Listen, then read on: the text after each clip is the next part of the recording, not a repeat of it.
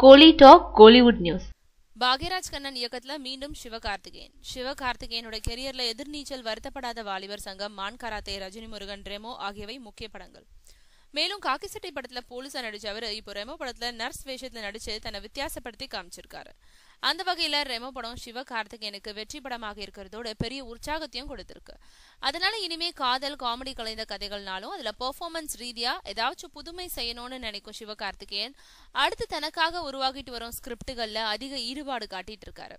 மேலும் காக்கி சட்டையை தொடர்ந்து மீண்டும் போலீஸ் வேஷத்துல நடிக்க விரும்பும் அவரு அதிரடியான ஆக்ஷன் நிறைந்த போலீஸ் கதையில அடுத்தபடியா நடிக்கவும் ஆர்வமா இருக்காராம்.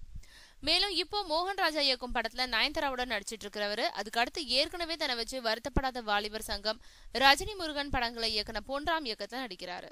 அதையடுத்து ரெமோ படத்தை இயக்குன பாக்யராஜ் கண்ணன் இயக்கத்துல மீண்டும் ஒரு படத்துல நடிக்கிறாராம். அந்த படமும் ரெமோ மாதிரியே சிவகார்த்திகேயனை இன்னொரு புதிய பரிமாணத்துல வெளிப்படுத்தும் கதையில உருவாகி இருக்கா.